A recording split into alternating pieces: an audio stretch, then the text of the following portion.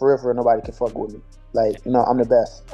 I'm just going out there to prove it. Tired of being labeled an easy opponent for Tank Davis, Lamont Roach hits back at every critic who doubted his power. Roach isn't just aiming to silence the critics, he's coming straight for Tank, promising to make him feel every punch on fight night. Roach, who has been pushing his limits in the last couple of fights, now prepares for a major challenge on March 1st. Entering the ring as the underdog, he knows the odds are against him, but his relentless training reflects his determination. Each day in the gym, he pushes harder, aiming to silence critics and make a statement.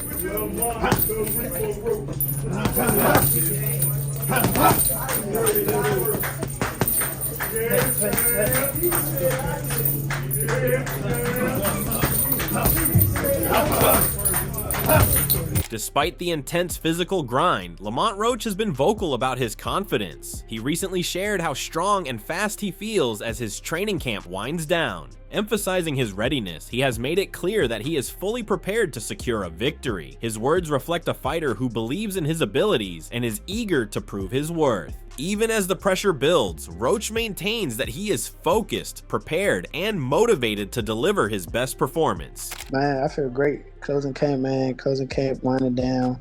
I feel strong. I feel fast. I feel very confident.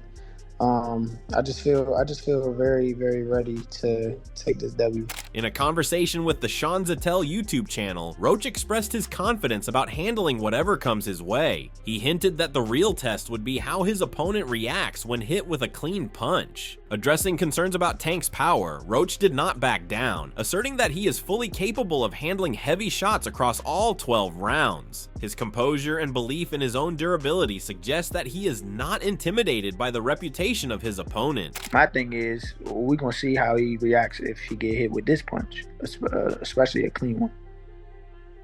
Well, when you talk fight of the year, you know damn well fight of the year means two-way action, means both fighters taking punches throughout. Yep. So do you believe you got the chin to be able to take the power over 12 rounds when you need to? Yeah, for sure. And it's we gonna find out. But yeah, for sure, 100% for a fact. Like 100% for a fact.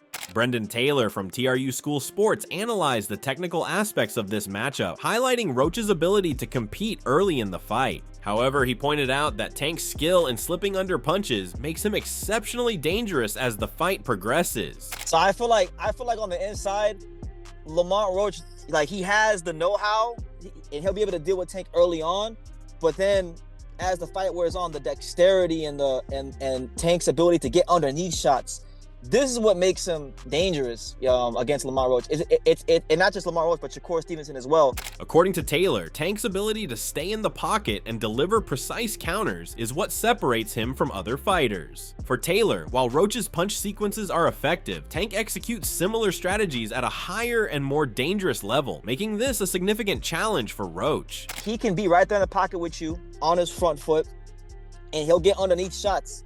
And he'll catch you. He'll just time you. He'll time you with a shot. And so I think Lamont Roach's punch selection, his punch selection is normally like, jab, straight right hand to the body, left hook. That's generally his punch selection as far as deep as it goes. Right hand up top too, but yeah. Yeah. But normally he's throwing the straight right hand to the body to try to set up the left hook to the body or the left hook to the head. Because his money punch is the left hook, so he's trying to open up that punch as much as possible. Michael Fox, who has sparred with both fighters, also shared his perspective on the upcoming bout. He described the fight as a strategic battle where both men would aim to outsmart each other. While Tank is often recognized for his knockout power, Fox highlighted his technical skills, which are often overlooked. He acknowledged that Lamont brings a unique style that could present challenges, but Tank's ability to turn the fight around with one punch remains a looming threat. Very impressive boxers. A lot of people forget that just because Tank is also a big puncher, but this is gonna be chess. It's gonna be chess. It's gonna be both guys trying to one up each other a bunch of times. So it's definitely not gonna be sweet. We know Tank had the equalizer, but the biggest difference I feel like Lamont versus Tank's other opponents, we all know Tank a different way than everybody he's fought against previously. Oscar De La Hoya weighed in on the matchup, praising Roach's skills but acknowledging the magnitude of the challenge he faces. He described Gervonta Davis as a relentless and disciplined athlete who approaches every fight with intense focus. According to him, Tank's work ethic and raw talent make him a formidable opponent for anyone. While Roach is a skilled fighter, De La Hoya emphasized that Tank's superior physicality and fight IQ could be overwhelming. No, I think Lamont Roach is a terrific fighter. He's first and foremost, he's a very nice human being. I really like him as a fighter, as a person. He might be a little over his head with Gervonta Davis. Gervonta Davis is, I mean, to say the least, he's a beast. He really is. He's a tremendous fighter. He's a dedicated fighter when it comes to training and fighting and making sure that he's in optimal conditions. At the same time, De La Hoya recognized that Roach should not be underestimated. He pointed out that Roach has an unpredictable style, capable of surprising opponents with well-timed combinations. Despite Tank's advantage in experience and power, Roach's ability to deliver unexpected offense could make the fight more competitive than many expect. Still, De La Hoya believes that Tank's aggressive mindset and technical proficiency make him the favorite to win. When he steps inside that squared circle, it's going to be a tough night for Roach, but you can never count him out. You know, watching him fight up close and personal, he's sneaky good, which means he can catch you at any time. He can land combinations, sometimes at will, without you even knowing it. You know, he's that sneaky. So yeah, it's going to be very interesting. But you know, obviously Gervonta Davis has the experience, he has the knowledge, he has that mean streak in him. Claressa Shields also addressed the underestimation surrounding Lamont Roach. She emphasized his impressive amateur background and technical abilities, arguing that he deserves more credit. However, Shields did not shy away from acknowledging Tank's dominance, referring to him as a bad man in the ring. While she respects Roach's skills, her view remains that Tank's toughness and overall boxing ability give him the edge in this matchup. Tank and Lamont Roach, is that the right opponent for Tank? I don't know why everybody is kind of sleeping on Lamont, but he has a decorated amateur career too. He's a very sturdy kid. He's very skilled. Tank is Tank, you know. And when I say Tank is Tank, I mean like he's a bad man. He can fight. He's tough. I know we had our dispute back and forth, whatever. But at the end of the day, if we talk about just boxing, he's a good fighter, and I look forward to watching that fight. Brendan Taylor further elaborated on why most analysts are picking Tank to win. He pointed out that Roach, while talented, is at a disadvantage in nearly every category. For Roach to succeed, he argued, Tank would need to make significant mistakes, something he finds unlikely. Taylor suggested that Tank is especially motivated for this fight due to the local rivalry, which could push him to deliver an even more dominant performance. And I think like everyone's picking Tank. We know Lamont Roach is a good fighter. Like I don't want to down Lamont Roach, make it sound like he's not a good fighter. He's a world champion, but in my opinion, they picked him for a reason. He's outgunned in every department. He's outgunned in every department. Everything Tank does well, or not Tank, Lamont does well, Tank does at a much higher level. He's gonna need Tank to have a letdown. To be honest with you, I don't think Tank is gonna have a letdown. I think Tank, you know, he says these things about wanting to retire. He says these things about, you know, wanting to leave the sport of boxing, but I don't think he's gonna have a letdown fighting his, you know, fellow DMV, you know, native. That's not gonna happen. I think Tank's gonna probably have one of his best performances because Lamont Roach isn't gonna have too much to give him to keep him off of him. Michael Fox also addressed the power dynamic between the two fighters, pushing back against the idea that Roach lacks punching power. He highlighted Roach's ability to hurt opponents in past fights, including nearly stopping Jamel Herring. According to Fox, Roach has enough power to make Tank respect him in the ring. However, he acknowledged the unknown factor. Whether Roach can truly test Tank's chin under the brightest lights remains to be seen. He has enough power to be respected, to get his respect in the ring. You know, he won't be taken lightly. He won't be taken lightly by Tank. You know, anybody that's been in the ring with Tank, myself included, we know, like, you know, you come in there lackadaisical, throw anything lazy, he will counter.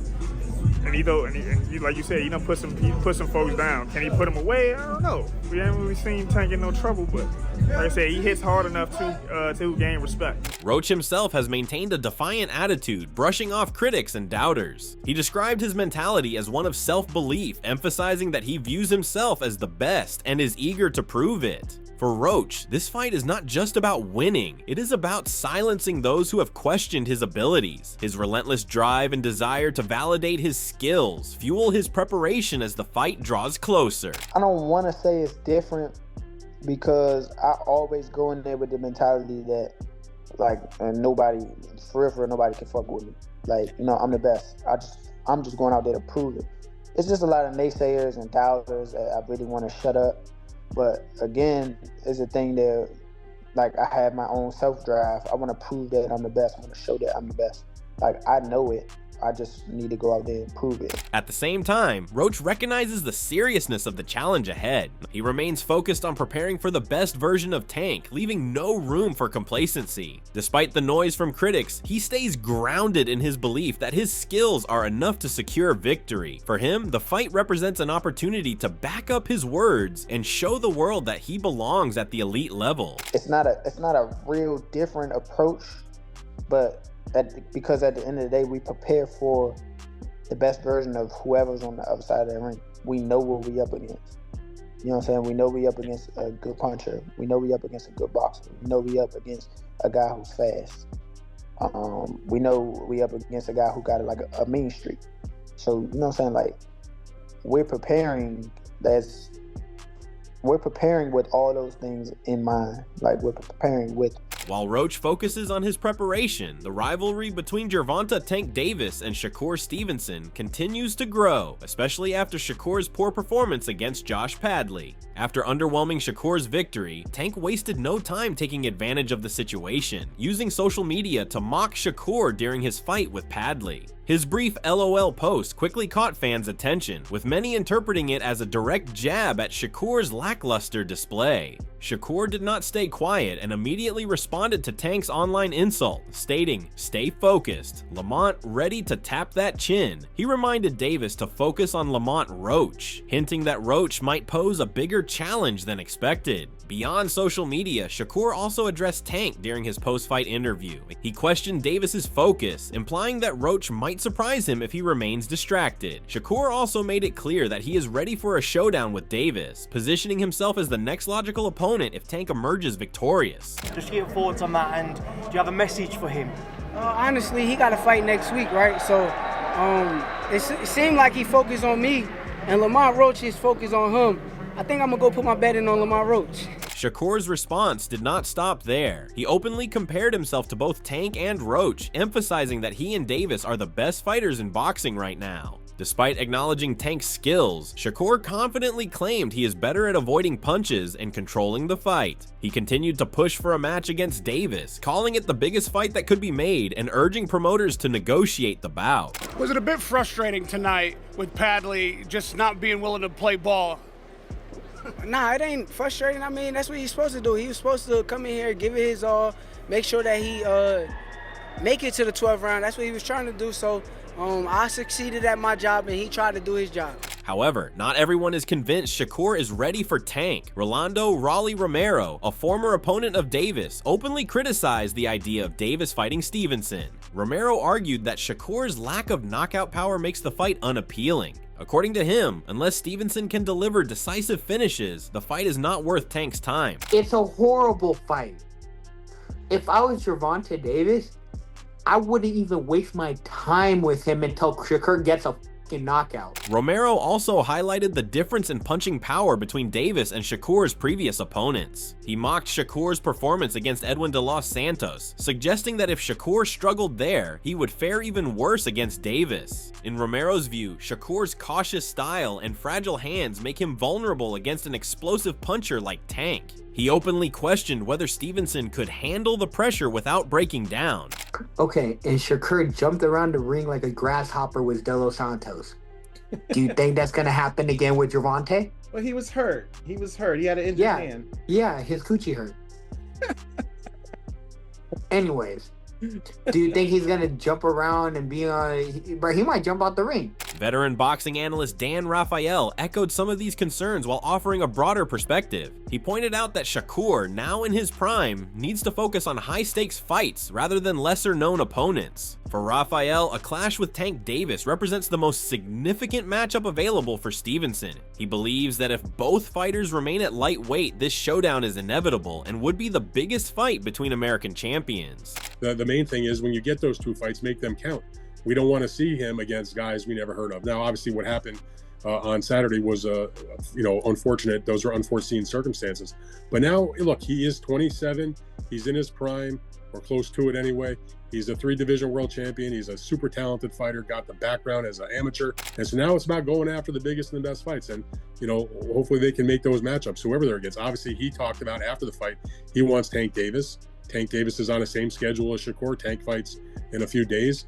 And that would be a huge fight, obviously. I mean, I was saying to somebody that if you ask me, Shakur against Tank is, in no doubt in my mind, it's the biggest, most high-profile fight you can make right now between American champions. Spencer Oliver, speaking on Talk Boxing, expressed a clear preference for Tank Davis in a potential showdown. He argued that Davis's aggressive style and knockout ability gave him the upper hand against Shakur. While he acknowledged Shakur's defensive skills, Oliver pointed out that modern boxing fans value entertainment. He concluded that Davis's ability to deliver exciting finishes makes him the more promising fighter in this matchup. What Shakur hasn't got, and that was evident and clear there, and I think Josh Padley said that when we spoke to him the following day, with no marks on his face, he said he's got no punch power. He goes, so yeah, he's got that like Mayweather safety first sort of style. We live in a world of entertainment today, and the people don't buy that. But yes, that is for the boxing purist, and you love watching what he does.